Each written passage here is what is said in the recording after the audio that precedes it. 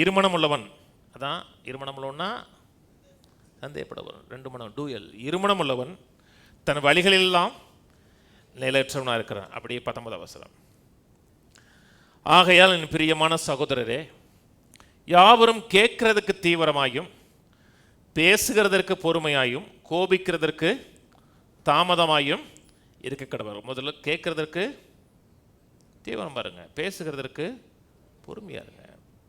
இன்னைக்கு பெரும்பாலான மக்கள் வாயின் வார்த்தையினுடைய வல்லமை குறித்து அறிந்திருக்கிற ஜனங்கள் ரொம்ப ரொம்ப கம்மியான ஜனங்கள் தான். பெரும்பாலான மக்கள் உணர்ச்சிகளை அப்படி கொட்டிடணும்னு நினைப்பாங்க. உணர்ச்சியில் கொட்டிடணும். மனதில் என்ன வந்தாலும் அப்படியே கொட்டுறது மட்டும் இல்லை, மனதில் என்ன வந்தாலும் கக்கிடணும்.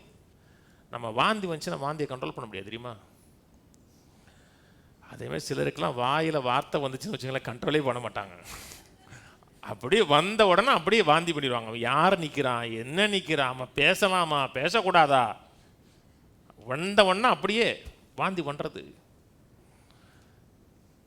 வார்த்தைகளை கண்ட்ரோல் பண்ண தெரியவில்லை என்றால் நீங்கள் மெச்சூர்ட் ஆகலன்னு அர்த்தம், வளர்ச்சி அடையலன்னு அர்த்தம்.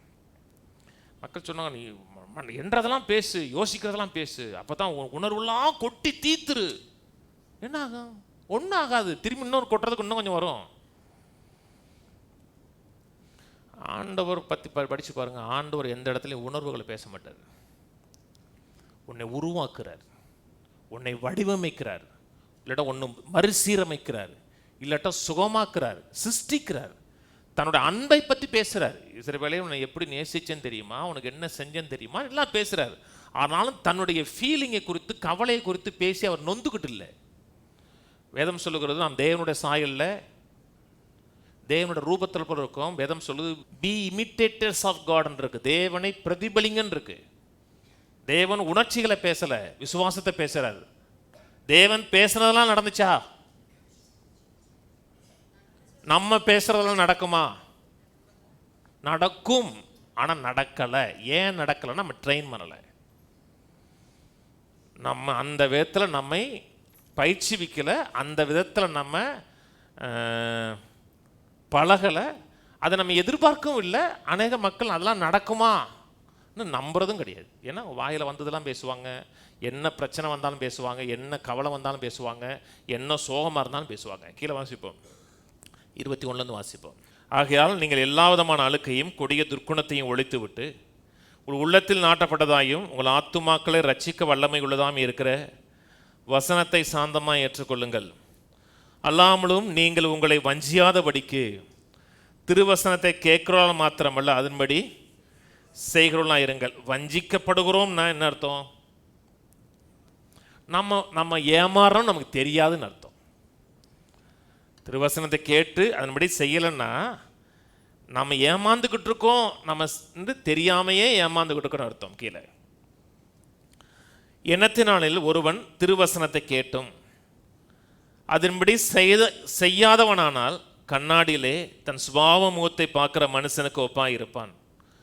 அவன் தன்னைத்தானே பார்த்து அவ்விடம் விட்டு போன உடனே தன் சாயல் இன்னதென்பதை மறந்து விடுவான்.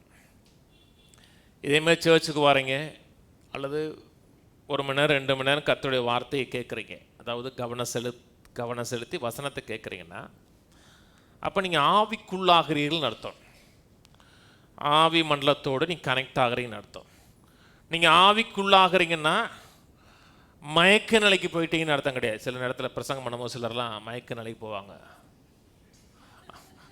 அதை சொல்லலை. ஆவிக்குள்ளாகிட்டாங்க ஒருக்க அப்படி சொல்லலை. அப்படிப்பட்ட மயக்க நிலையை பற்றி பேசலை நான். அது என்ன நடக்குதுன்னே தெரியலை அப்படி இல்லை. சில நேரத்தில் இருக்கலாம், ரேர் அது. இப்போ அப்போஸ்தலனாகிய பவுல் சொல்கிறார், நான் 3ஆம் முறை எடுத்துக்கொள்ளப்பட்டேன், அவன் சரீரத்தில் இருந்தானோ இல்லையோ என்று தெரியலங்கிறார். அது மயக்க நிலைக்கு போய் தெரியாமல் ஒரு நிலைக்கு போகிறது. ஆனால் பெரும்பாலான இடத்துல நம்ம சரீரத்தில் என்ன நடக்குது ஏது நடக்கலாம் தெரியும். எத்தனை முறை கார் ஓட்டிகிட்டு இருக்கும்போது, இல்லாட்டி நைட் தூங்கிட்டு இருக்கும்போது, தூங்குறதுக்கு முன்னாடி தனியாக பெட்டில் இருக்கும்போது, அப்புறம் ஏதோ ஒரு வேலை செஞ்சுட்டு இருக்கும்போது, ஏதோ ஒரு காரியத்தை சிந்திக்கும் பொழுது, சில நேரத்தில் சில சம்பவங்கள் எப்படி நடந்திருக்குங்கிற ஃபுல் பிக்சரை கூட நான் பார்த்துருக்கேன். இது இப்படி தான் நடந்திருக்கணும் அப்படின்னு பிக்சரை கூட பார்த்துருக்கேன். சில நேரத்தில் என்ன பதில் வேணுமோ அதுக்கான எக்ஸாக்ட் பதிலையே கர்த்தர் நம்மகிட்ட பேசுவார். இதான் பதில் அப்படின்னு பேசுவார். அப்போ பேசும்போது நமக்குள்ள ஒரு பெரிய சந்தோஷம், ஒரு மகிழ்ச்சி, ஒரு சொல்லி முடியாத ஒரு களிப்பு இருக்கும். எனக்கு இருந்திருக்கா? ஒரு 10 நாள் கழித்து அன்னைக்கு ஏன்டா சந்தோஷமாக இருந்தாலும் நமக்கு மறந்துருக்கும். நமக்கு என்ன வசனம் கொடுத்தாருமே தெரியாது. அப்படி அனுபவிச்சதில்லை? ஏதோ ஒரு பிரச்சனையை பற்றி சொந்திச்சிருப்போம், கர்த்தர் ஒரு வார்த்தை பேசியிருப்பார், இதான் பதில்னு பேசியிருப்பார். ஆனால் அநேக நேரத்தில் நம்ம எழுதி வச்சுருக்க மாட்டோம், அதை அப்படியே மறந்துடுவோம். ஒரு விடுதலை பேசுவார், ஒரு வெற்றிக்கான ஒரு வாசலை பேசுவார், ஒரு ஆலோசனை பேசுவார், ஏதோ ஒரு காரியத்தை நம்மகிட்ட சொல்லியிருப்பார். ஆனால் நம்மளோட பிரச்சனைக்குள்ளே ரொம்ப டீப்பாக அதுக்கப்புறம் அந்த நேரத்தை விட்டு வெளியே வந்து இந்த பிரச்சனைக்குள்ளே ரொம்ப டீப்பாக உள்ளே போகும்போது வசனத்தை நம்ம வெளியே தள்ளிடுவோம். நம்ம கர்த்தர் என்ன சொன்னார் பார்த்தீங்களா, அதை வெளியே தள்ளி வச்சுட்டு நம்முடைய கவலைங்கிற பிரயாணத்தில் நம்ம டீப்பாக உள்ளே போவோம். அப்போ தான் கர்த்தர் சொல்கிறாரு, அல்லாமலும் உங்களை நீங்கள் வஞ்சியாதபடிக்கு திருவசனத்தை கேட்குறாமல்ல, அதன்படி வசனத்தை கேட்கும் போது என்ன செய்கிறோம்னா கண்ணாடியை பார்க்குறோம். கண்ணாடியை பார்த்துட்டு போனீங்கன்னா அநேக நேரத்தில் என்ன பார்த்தோன்னு சில நேரத்தை மறந்து போயிடும். இப்போது கவனம் செதறுது அப்படின்னு என்ன செய்யணும்? உடனே கண்ணாடியை பார்க்கணும். அன்றைக்கி நம்ம சர்ச்சுக்கு சேர்ந்த ஒரு பிள்ளை தான், நல்ல கொஞ்சம் மேக்கப் கூட தான். அப்படி பார்த்தோன்னா நடுவில் யாரோ நடுவில் சொந்தக்காரங்க ஒருத்தவங்க வந்தாங்க, கொஞ்சம் சென்டிமெண்ட் ஆகி கண்ணீர் விட்ட கொஞ்சம் அவள் போனாங்க பார்த்தாங்க, டக்குன்னு வந்து கண்ணாடி தூக்கிட்டா. ரிசப்ஷன் நடந்துகிட்டு இருக்குது, எல்லாரும் நிற்கிறாங்க, டக்குன்னு கண்ணாடி தூக்கிட்டு சரி பண்ணிட்டா. சில கவலைகள் என்ன வருதா, டக்குன்னு கண்ணாடி தூக்கணும், ஆஹா அப்படின்னு சொல்லிட்டு அப்படி சரி பண்ணிட்டீங்கன்னு வச்சுங்களேன், அது போயிடும். புரியுதாங்க? கண்ணாடி எப்பவுமே பாக்கெட்டில் இருக்கணும்.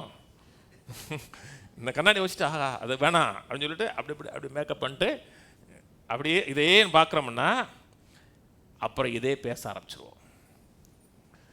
நம்ம எதை பார்க்குறோமோ அதை பேசுவோம், எதை பார்க்கிறோமோ அதை சிந்திப்போம், எதை சிந்திக்கிறோமோ அதை பேச ஆரம்பிப்போம். அப்புறம் அது வாழ்க்கையின் பங்காக மாறும்.